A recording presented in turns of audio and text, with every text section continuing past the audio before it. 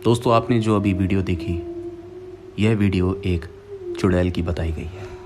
लोगों का मानना है कि यह एक असली चुड़ैल है और ये वीडियो काफ़ी समय से इंटरनेट पे मौजूद है।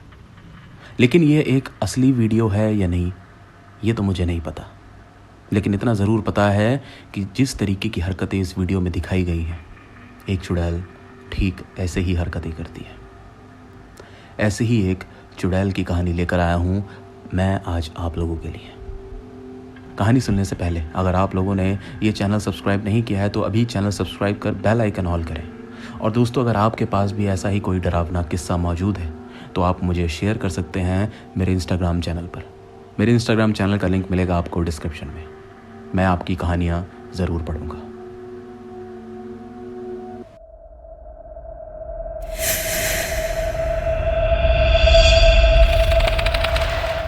मेरा नाम स्वप्नील है और आज आपको जो मैं किस्सा बताने जा रहा हूँ ये मेरे को मेरे पिताजी ने बताया था। और ये बात आज से ठीक 35 से 40 साल पुरानी है। ये बात है उत्तर प्रदेश के छोटे से गांव की। वहाँ पे लोग अपना खुशहाल जीवन जी रहे थे। सब कुछ आराम से था। अपनी ज़्यादातर लोग वहाँ पर खेती किया करते थे और कुछ ही लोग थे जो बाहर शहर में जाकर नौकरी करते थे। उनमें से एक औरत थी जिसका नाम तो मैं आपको नहीं बता सकता, लेकिन वो औरत पढ़ी लिखी थी और वो शहर में जाकर नौकरी करती थी। दरअसल उस औरत की पहले शादी हुई थी, लेकिन किसी कारणवश उसका पति उसे छोड़कर चला गया था। अब वो औरत उस गांव में अकेली रहती थी।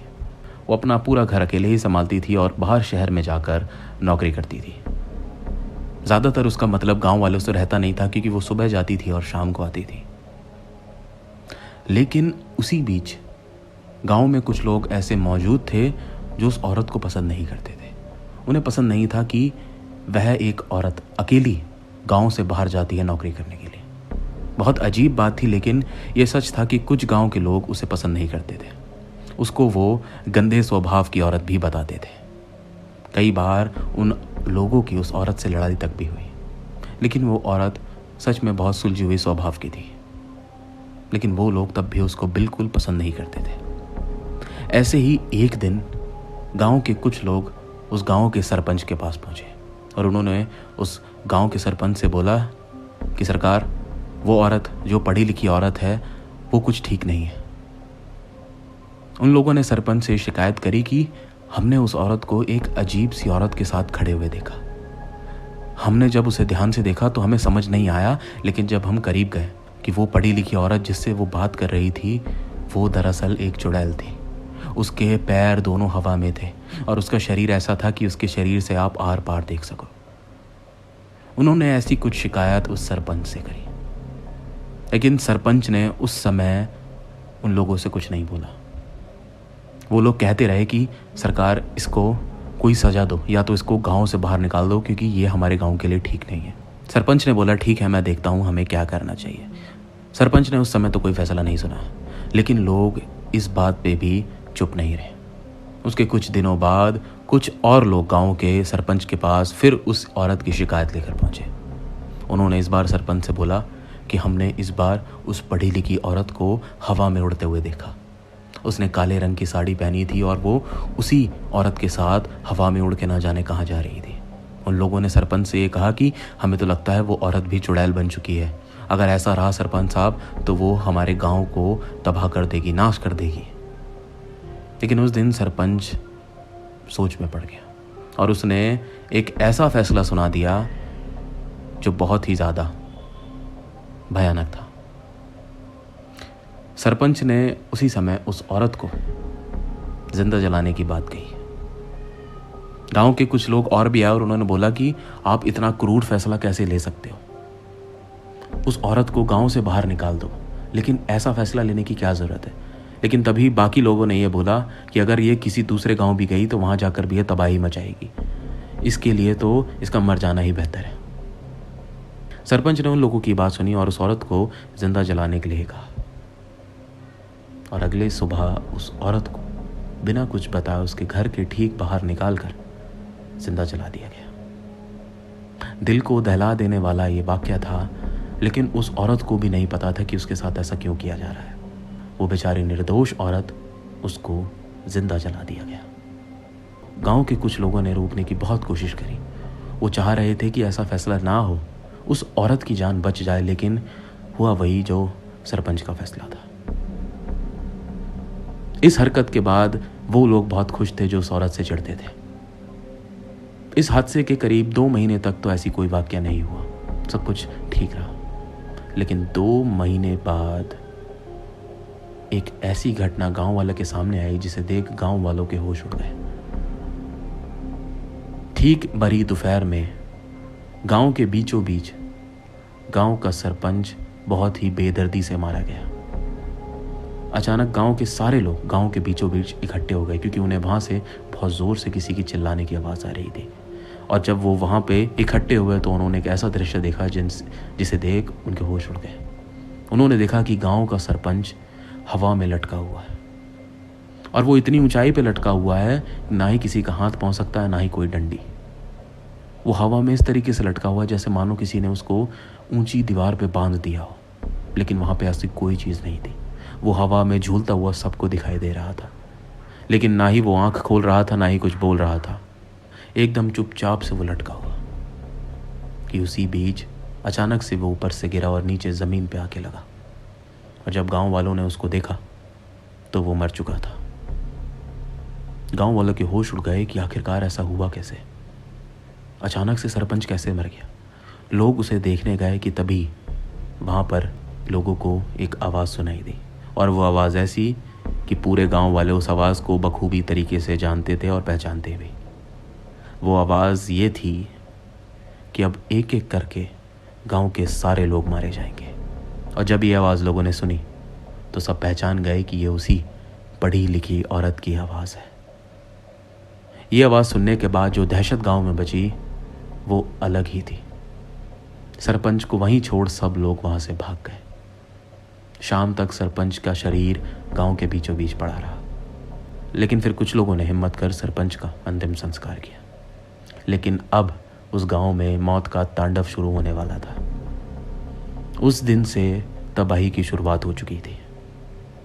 अगले आने वाले 4 दिन उस औरत की आत्मा ने उन सभी लोगों को एक एक करके मारा जो लोग उस औरत से चिढ़ते थे।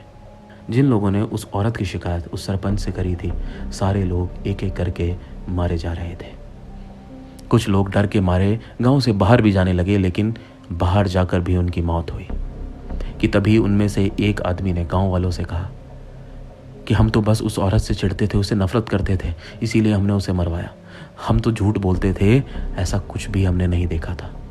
हमने नहीं देखा था उस औरत को किसी भी और चुड़ैल के साथ में, हमने नहीं देखा था उसे हवा में उड़ते हुए, हमने सब ने झूठ बोला था। जब वो डर गया तो उसने ये असलियत सब गांव वालों को बताई।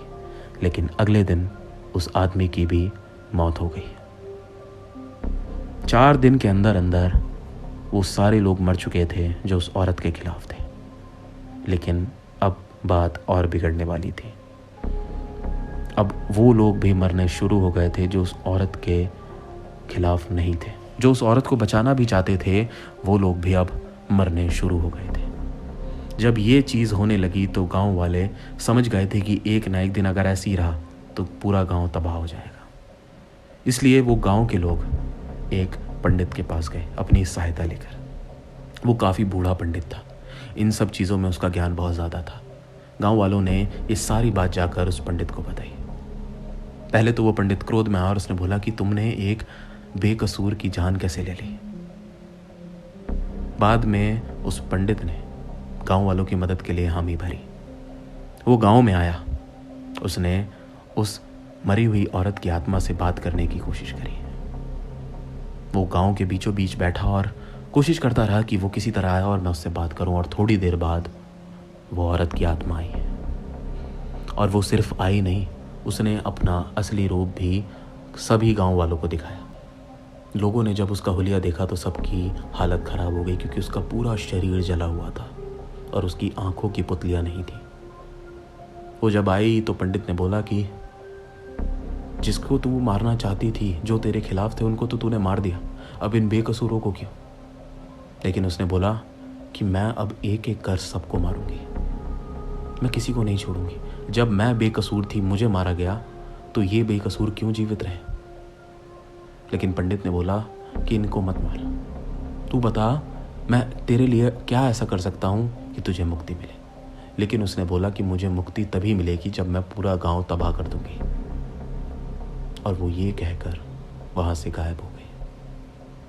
वो पंडित से पूरी तरीके से बात नहीं कर पाई। लेकिन पंडित ने बाद में गांव वालों को कहा कि अब ये एक चुड़ैल बन चुकी है। जिस तरीके की इसकी हरकतें हैं, जिस तरीके का इसका स्वभाव हो चुका है, ये कोई साधारण प्रेतात्मा नहीं, ये एक चुड़ैल बन चुकी है। और ये एक एक कर अब तुम सबसे बदला ले रही है। गांव वालों ने कहा कि पंडित जी अब क्या कर सकते हैं, हम लोग अपनी जान कैसे बचाएं, क्योंकि अगर हम कहीं और भी गए ये हमें वहां भी मार देगी। पंडित ने कहा कि इससे बचने का सिर्फ एक ही रास्ता है, वो भी इसकी मुक्ति के साथ में। इसको जैसे ही मुक्ति मिल जाएगी ये यहाँ से चली जाएगी। हमने कहा कि इसको मुक्ति कैसे मिल सकती है, तो उस पंडित ने बोला कि इसके परिवार का ही आदमी मुक्ति दिला सकता है, या तो इसके परिवार का या तो कोई ऐसा जो इससे जुड़ा हो, वरना इसकी मुक्ति मिलना असंभव है। पंडित ने बोला कि तुम लोगों के पास अमावस्या तक का समय है। अमावस्या वाले दिन मैं आऊँगा और इसकी मुक्ति का सारा काम कर जाऊँगा, लेकिन उससे पहले तुम इसके परिवार वालों को या फिर किसी ऐसे व्यक्ति को ढूंढो जो इससे जुड़ा हो। अगर नहीं ढूंढ पाए तो फिर मुसीबत पड़ जाएगी। गांव वालों ने कहा कि ठीक है हम कोशिश करेंगे, लेकिन तब तक हम अपने आप को कैसे बचाएं, क्योंकि अमावस्या आने में अभी समय था। पंडित ने बोला कि मैं तुम लोगों के हाथ में एक एक धागा बांध रहा हूँ। वो तुम्हें अब नुकसान नहीं पहुंचाएगी, लेकिन वो तुम्हें आकर डराएगी, तुमको खौफ में लाने की कोशिश करेगी, लेकिन तुम लोगों को डरना नहीं है। उस पंडित ने पूरे गांव वाले जितने भी बचे थे सबके हाथ में एक एक धागा बांध दिया, और वो सारे लोग उस औरत के परिवार को ढूंढने में लग गए। 3 से 4 दिन लगे, लेकिन उनको उस औरत के परिवार का तो कोई पता नहीं लगा, लेकिन उस आदमी का पता लगा जो उस औरत के साथ पहले रहता था, यानी कि उसका पति जो उसको छोड़कर चला गया था। उसके पति के पास जाकर जब ये सारी बात बताई गई तो उसे भी नहीं पता था कि वो औरत मर चुकी है। वो भी थोड़ा सहम गया, लेकिन बाद में वो आदमी इन लोगों की मदद करने के लिए तैयार हो गया। अमावस्या वाले दिन वो आदमी आया और वो पंडित भी। उसी औरत के घर के अंदर जाकर उसकी मुक्ति का कार्यक्रम शुरू किया गया। सारी पूजा पाठ उसके घर के अंदर शुरू की गई। वो कई बार लोगों के सामने आई, लेकिन वो करीब नहीं आ पा रही थी। वो उस पूजा में विघ्न डालने की कोशिश कर रही थी, लेकिन उस पंडित ने कुछ ऐसा किया था जिसके चक्कर में वो नज़दीक नहीं आ रही थी। गांव के लोग बहुत दहशत में थे, लेकिन थोड़ी देर बाद उस औरत का मुक्ति का सारा काम पूरा हो गया। अब हमें कुछ ऐसी चीज़ चाहिए थी जैसे कि उसके शरीर का कोई अवशेष जिसे नदी में प्रवाहित कर सके, लेकिन ऐसा कुछ था नहीं। इसीलिए उस औरत के शरीर के उतरे हुए कपड़े जो उस घर में मौजूद थे वही सब लेकर एक नदी में प्रवाहित करना था। उस औरत के पति ने उसके कपड़े लिए और पास ही की एक नदी में वो प्रवाहित कर दिया। और दोस्तों यकीनन उस दिन के बाद से वो चुड़ैल फिर कभी दिखाई नहीं दी। वो गांव को छोड़ के चली गई। लेकिन पंडित जी ने उसी वक्त गांव वालों से कहा था कि इस औरत का जहाँ घर है ये घर तोड़वा कर आप सब लोग यहाँ पर एक मंदिर की स्थापना करें, और वो मंदिर ऐसा होना चाहिए जहाँ पे पूरे 24 घंटे जोत जलनी चाहिए। यहाँ पे जोत कभी बुझनी नहीं चाहिए, और यहाँ पर डेली तुम लोगों को आकर पूजा करनी है। जैसा उस पंडित ने कहा था ठीक वैसा ही हुआ। उस औरत के घर पे मंदिर बना और रोज़ाना वहाँ पे पूजा होती थी। दोस्तों यही थी स्वप्निल की कहानी। दोस्तों मैं आपसे पूछता हूँ कि क्या आपसी दुश्मनी इतनी बढ़ जाती है कि लोग एक दूसरे की जान ले लेते हैं? वो बेकसूर औरत, उसने अपनी जान गंवा दी, लेकिन उसने जो बाद में किया क्या वो सही था? क्या उन लोगों को अपने कर्मों की सज़ा मिली? मैं तो बस दोस्तों आप लोगों से इतना कहूँगा कि कभी भी किसी के साथ बुरा ना करें। हमेशा सब लोगों से अच्छे से बात करें, अच्छे से स्वभाव करें, ताकि सामने से भी आपको सब कुछ अच्छा मिले, क्योंकि ऊपर वाला सब देखता है। जैसा आप जिसके साथ जितना बुरा करेंगे उससे ज़्यादा बुरा एक ना एक दिन आपके साथ ज़रूर होगा। इसीलिए हमेशा सबके साथ अच्छे संबंध बना के रखें। कमेंट करके बताएं दोस्तों, अगर आपको कहानी पसंद आई तो कमेंट करके बताएं कहानी कैसी थी और वीडियो को भी ज़रूर से लाइक करें। अगर आप चैनल पर नए हैं तो चैनल सब्सक्राइब ज़रूर से करें, क्योंकि मैं ऐसी कहानियाँ जल्द और लेके आऊँगा। मुलाकात फिर होगी एक और नई डरावनी कहानी के साथ। नमस्कार।